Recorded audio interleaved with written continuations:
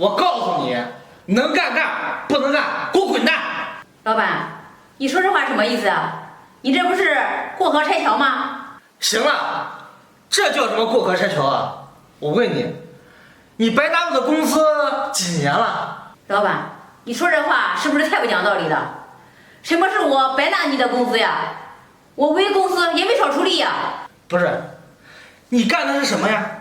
整天训那个，说这个的，没事还喝茶。你现在的日子过得比我还轻松呢，你还有脸说？老板，你说这话是不是太不尊重人了？那我是教那些新员工，我不随便走动，怎么跟他们这说技术呀？你去问问哪个厂子，这作为技术人员，这工作不是这样的呀。行了，你别跟我说那些没用的，我只知道你现在一个月拿15000，你配不上这么高的工资。我告诉你，从这个月开始，你一个月拿5000。我不同意，当初我15000的工资是咱们说好的。你也说了那是当初，我告诉你，现在不一样了。有什么不一样呀？我不是照常干那些工作吗？那是刚开始，厂里没有技术工。现在呢，你手下不是有2个徒弟吗？我告诉你，那是我安排的，我就让他们俩跟着你学技术。现在他们跟你3个月，这活儿也都会干了，技术也学得差不多了。他们也跟我说，你那点工作啊都是三脚猫，好学着呢。老板，照你这么说的话，你是铁了心不想让我干啊？那我无话可说，我可以不干。立着你的厂子呀，我不会饿死。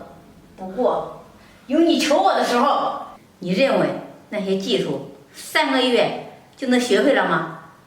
我现在就告诉你，所有的技术呀，都是我一朝一夕积累起来的。行了吧，别在这给我装了，还一朝一夕积累的。这几个月不都是你那2个徒弟在那指导吗？你在旁边看着。现在这厂里不运作的挺好的吗？比以前还强呢。你别以为你资历老就能在这给我装。我告诉你，离了你啊，这厂子照样运行，地球照样转。那好，既然你把话说的那么绝，我不干了。不过老板，我可告诉你，你要是再需要我回来的时候，这工资呀，别说15000，25000我都不干，我走。走就走，我怕你啊，还在这威胁我呢。你走了正好，你那2个徒弟加一起还没你工资高呢。以后啊，我得少发多少工资？老板，怎么了？这么着急？老板，上一次咱们厂里接的那个订单，到现在那个样式我们还没做出来呢。什么？到现在还没做出来呢？是啊，我们加班加点学了这么久，到现在还不知道该怎么做。杨老汉，不是我说你，当初你让你师傅走的时候，你是怎么给我保证的啊？你说他的技术你都学会了，这才1个月呀！这我也没想到，这次的这个款式这么难呀！之前我们跟着他的时候，根本就没见过这样的。这我不管，你想办法给我解决。老板，我跟燕子是实在没办法了，所以才来找你的。要不你再想想办法。什么？李燕子她也不会？你们两个想气死我呀！现在也不是生气的时候啊，老板，你得想办法解决啊。哎呀，这可怎么办呀？实在不行，这个订单咱就不要了。哎，对了，上个订单现在完成多少了？还不到1/3呢。什么？还不到1/3？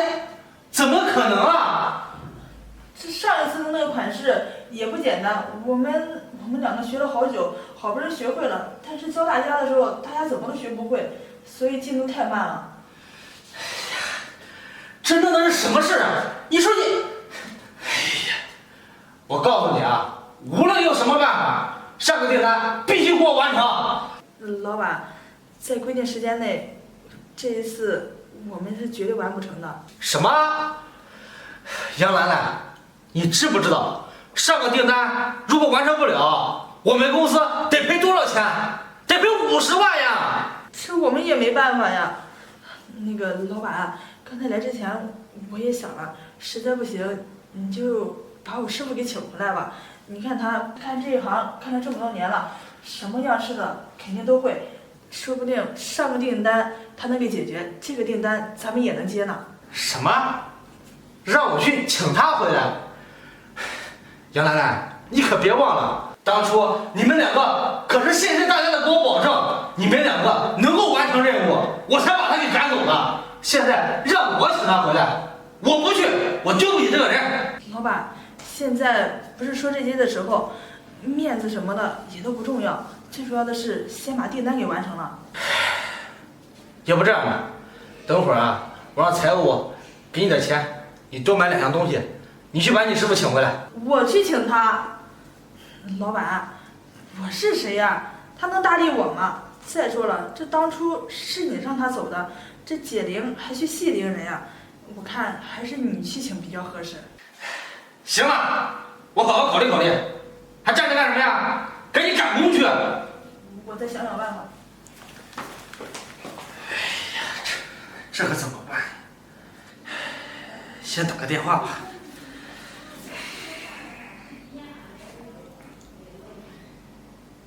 怎么把我给拉黑了？哎呀，这只能我亲自去一趟了。哎呀，这算是什么事儿啊？这谁呀？老板。王姐，你在家吗？你来我家干什么呀？咱们进去说。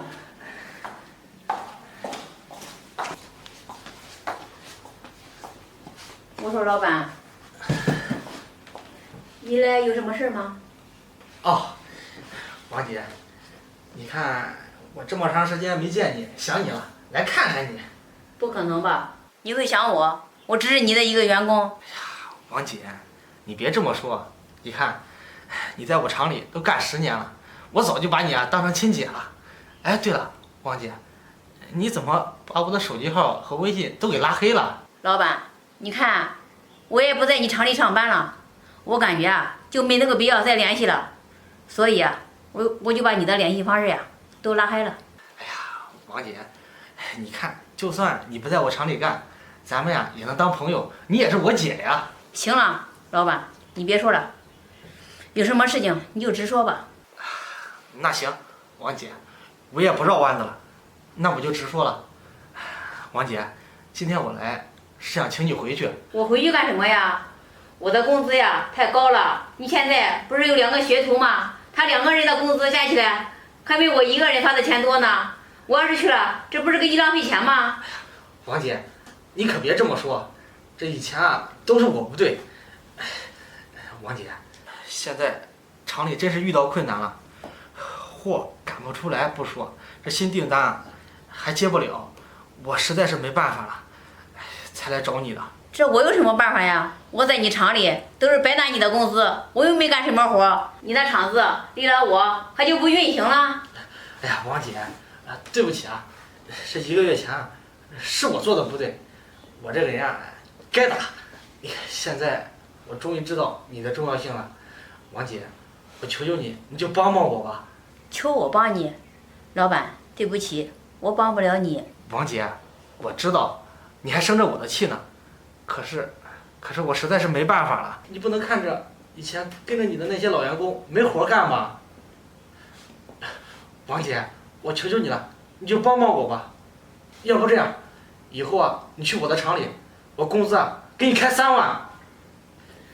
老板，这工资多少倒无所谓，我气你当初你说话真是太过分了，我真没想到，我给你干10年了，到头你能那样对我。我在乎的并不是钱，是你的态度。你那样说话太不尊重我了。我虽然是打工的，我也有自己的尊严。王姐，我向你保证，以后再也不会出现这种情况了。我求求你，你就原谅我吧。那既然这样的话，毕竟我在厂子里干了那么多年了，对厂子也有感情，我也不想让那些姐妹都没有工作。要不，我今天跟你去厂里一趟，咱们看看呀，到底是什么原因不能按时出货？行，王姐，那咱们现在就走。那走吧。来。